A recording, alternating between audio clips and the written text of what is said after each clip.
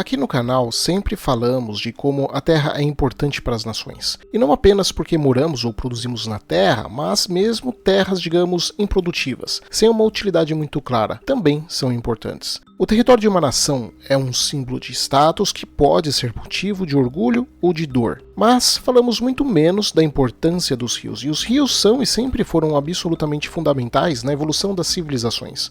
Os rios desempenham papéis vitais não só como fontes de água potável para os humanos e animais, mas também como fontes de alimento, como fontes de irrigação para colheitas e como artérias de transporte de cargas e pessoas. A civilização chinesa, por exemplo, foi agraciada com 3 rios principais que conectavam o litoral ao seu interior, o que permitiu com que a parte interna do país sempre estivesse bem conectada com o seu litoral, de leste para oeste. E isso ao mesmo tempo em que estes rios também serviam como defesa nas guerras contra forças externas ou guerras civis. Não à toa, quando olhamos a história da China, vemos que a divisão política de forças na China sempre se deu de forma vertical, limitados ao norte ou sul por algum rio. Já nos Estados Unidos, o vertical rio Mississippi, conectando a região dos Grandes Lagos ao norte com o Golfo do México ao sul, criou junto com o seu litoral atlântico o maior looping de navegação comercial do planeta, o que deu a eles uma única capacidade de escoamento da sua produção no interior do país para os mares globais, o que foi potencializado ainda mais com o Canal do Panamá conectando essa área ao vasto e aberto Oceano Pacífico. Em todos esses papéis, os cursos d'água diferem uns dos outros, de maneiras que podem torná-los mais ou menos valiosos para os humanos e também fazendo com que se crie mais ou menos desigualdades econômicas entre as regiões. Os cursos d'água são diferentes, é claro, de rios a lagos, portos e mares, e cada tipo, por sua vez, tem as suas próprias diferenças internas, como a navegabilidade, por exemplo. Rios que fluem suavemente por planícies largas e niveladas, como na Europa Ocidental, que fortaleceram a França e a Alemanha, são muito mais utilizáveis tanto para o comércio quanto para o transporte de pessoas, do que os rios que despencam de grandes altitudes através de suas corredeiras, cascatas e quedas d'água, como na maior parte da África subsaariana. No Brasil, como usamos pateticamente poucos nossos rios, mesmo sendo ricos com tantos, não entendemos e não conseguimos visualizar a importância econômica e política dos rios. Inclusive, um mesmo curso d'água pode ser diferente em diferentes pontos ao longo de sua rota para o mar. Um rio que nasce nas montanhas não será o mesmo rio que chega ao mar. Em sua jornada das terras mais altas para as terras mais baixas, ele pode receber as águas esbranquiçadas de um riacho alimentado por geleiras e depois de um afluente lamacento de terras agrícolas. Então, as águas límpidas de um planalto calcário, enquanto o tempo todo sua correnteza carrega um pouco do solo arrancado de suas próprias margens. Embora o papel mais indispensável dos cursos d'água tenha sido o de fornecer água potável para os humanos e os animais, um dos papéis mais importantes dos cursos d'água para o desenvolvimento econômico tem sido o de artérias de transporte. Não haveria civilização chinesa, indiana, mesopotâmica ou egípcia sem os rios, bem como a mesma coisa, mais recentemente, para os franceses com o rio Sena, os alemães com o rio Danúbio ou os portugueses com o rio Tejo na Europa. Não haveria nem mesmo os Estados Unidos como conhecemos hoje sem o Mississippi ou mesmo o Brasil, na forma que temos sem os rios paulistas, que deram aos bandeirantes paulistas a mobilidade necessária para explorar o interior do país. Os rios e os mares são peças vitais da geopolítica, embora muito menos mencionados, e vamos ver isso hoje. Mas antes disso, não se esqueça de se inscrever no canal e de compartilhar o vídeo com todo mundo que você conhece para ajudar o canal Geopolítica Mundial a continuar crescendo. A sua ajuda é muito importante para manter o canal Geopolítica Mundial vivo. O meu nome é Adriano Peta e esse é o canal Geopolítica Mundial.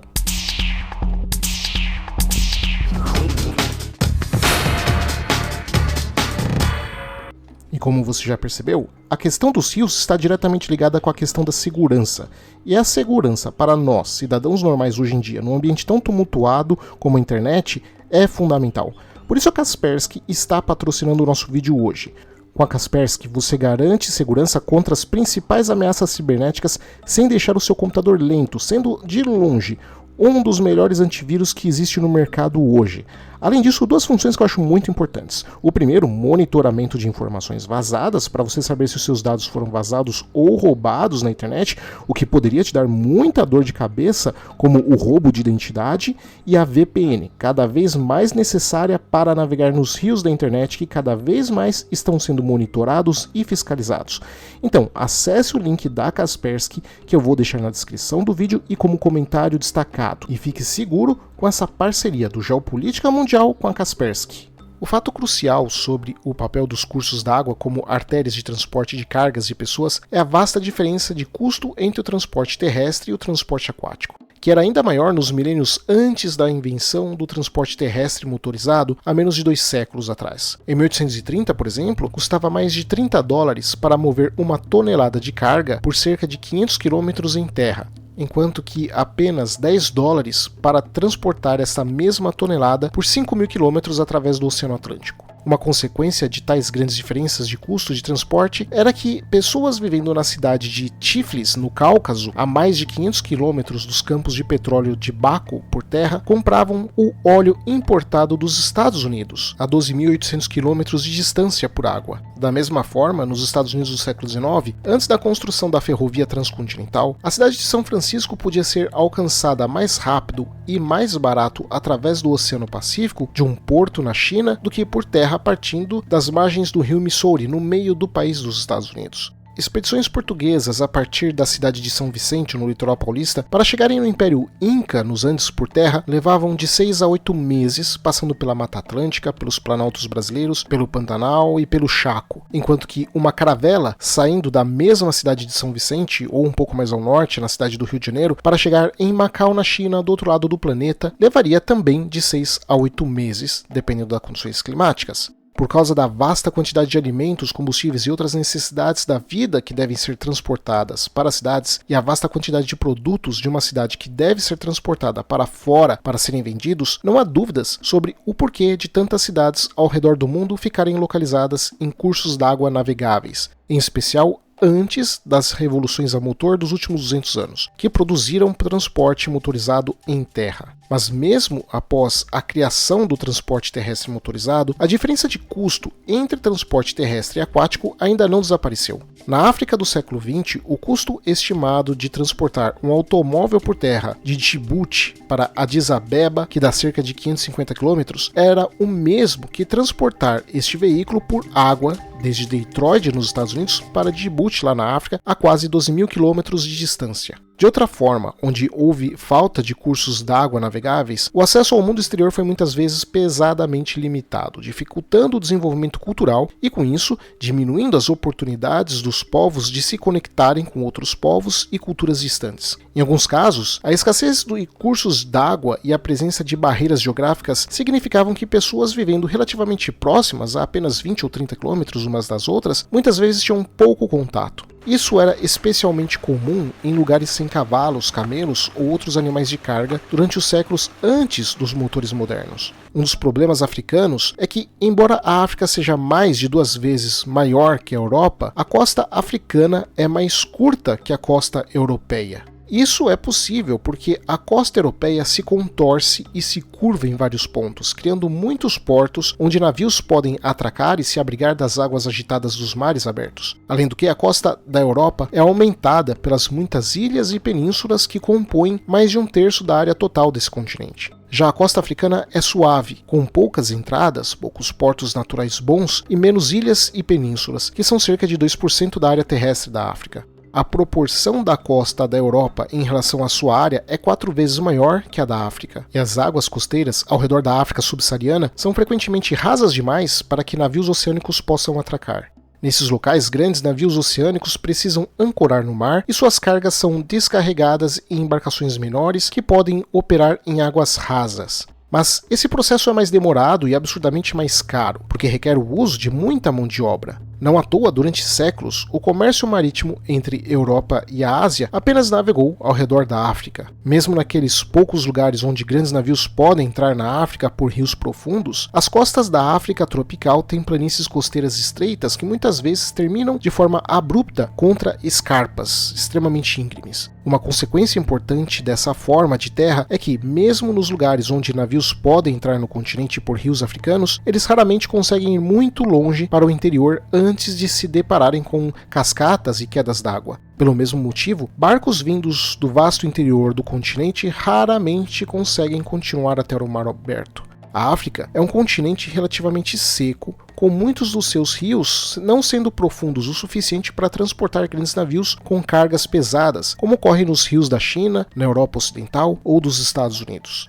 Mesmo o Nilo não era capaz de transportar os maiores navios nos tempos do Império Romano, e muito menos os navios ainda maiores de hoje em dia. A profundidade média de um rio não é tão importante quanto a sua profundidade mínima ao longo da rota de uma determinada embarcação, que é o que vai determinar até onde um barco ou um navio de determinado tamanho e peso pode ir. Mesmo a palavra navegável pode ser aplicada a muitos cursos d'água muito diferentes, mas com significados muito diferentes e em circunstâncias específicas. As condições dos cursos d'água e outras características geográficas de um país não são uniformes em todo o território, ou seja, não são iguais. A igualdade geográfica é rara em níveis local, nacional ou internacional.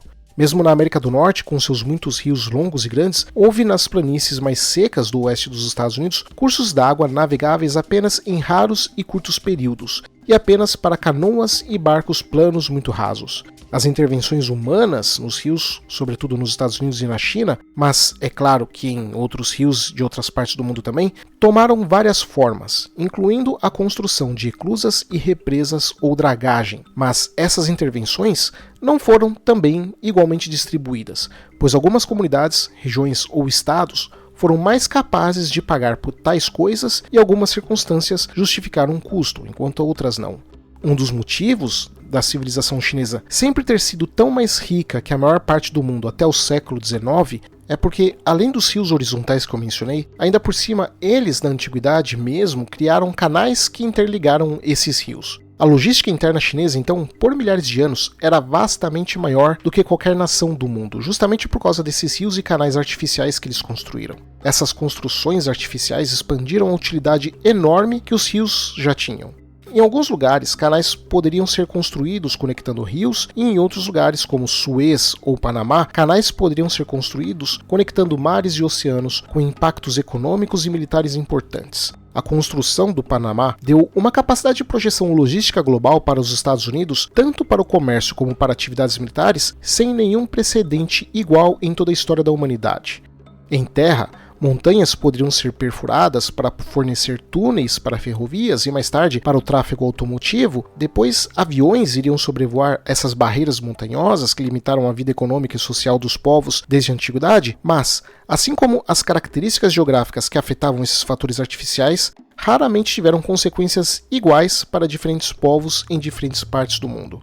O rio Zambezi, na África, tem profundidades altamente variáveis de lugar para lugar e de estação chuvosa para estação seca. Em alguns momentos, em lugares, o Zambezi é mal navegável por barcos que exigem apenas 90 centímetros de água, embora em outros locais, dependendo da estação do ano, o nível da água pode ser de até 6 metros mais profundo. Alguns rios em Angola podem suportar barcos que exigem no máximo 2,4 metros de água. Durante a estação seca, até mesmo um grande rio na África Ocidental, como o Níger, pode transportar barcaças que pesam no máximo 12 toneladas em alguns lugares. Mas na China, navios de 10 mil toneladas podem percorrer centenas de quilômetros rio acima, no Yangtze, para dentro do país, e embarcações menores podem ir mais 1.000 quilômetros além disso, o que permitiu aos chineses colocar parte de suas indústrias no interior do país, levando emprego e desenvolvimento no interior e também colocando eles longe do litoral mais vulnerável a ataques em caso de conflito.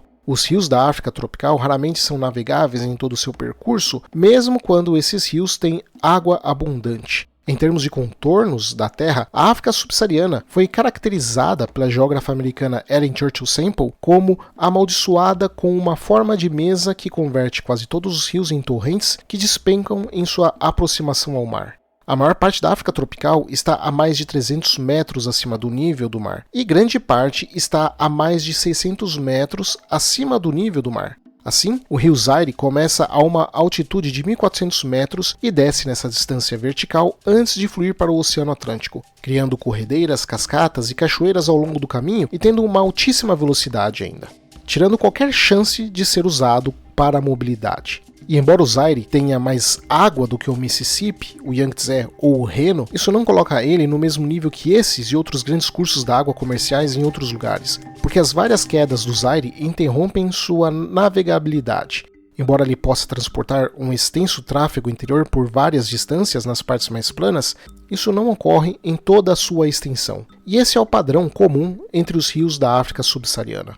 Outro padrão comum em partes da África tropical é a ampla flutuação no nível das águas dos seus rios, devido às quantidades de chuvas altamente variáveis em diferentes estações. Ao contrário do que acontece na Europa Ocidental, onde a chuva cai mais ou menos uniformemente, ou seja, de forma mais contínua e estável ao longo do ano, exceto na Península Ibérica, os padrões de precipitação em partes da África subsaariana incluem longos períodos sem chuva, seguidos de chuvas torrenciais e volumosas durante as estações chuvosas.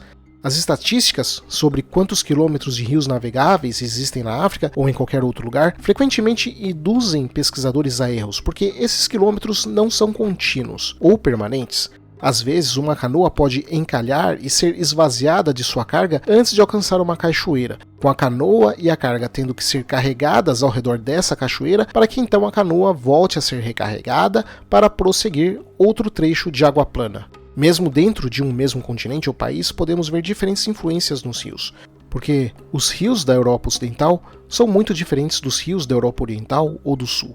Uma ampla planície costeira onde o terreno não atinge 300 metros acima do nível do mar significa que a Europa Ocidental tem rios de fluxo lento, que foram especialmente valiosos antes do surgimento dos barcos a motor, que conseguiam navegar de forma mais fácil contra as correntes de rios mais rápidos. Os rios da Europa Ocidental frequentemente também desembocam em mares abertos, proporcionando acesso a portos ao redor do mundo. Mas a maioria dos rios da Europa Oriental e no Sul são bastante diferentes, de maneiras que afetam tanto a atividade econômica quanto a quantidade de interações culturais com outros povos que vivem nas regiões por onde esses mesmos rios fluem.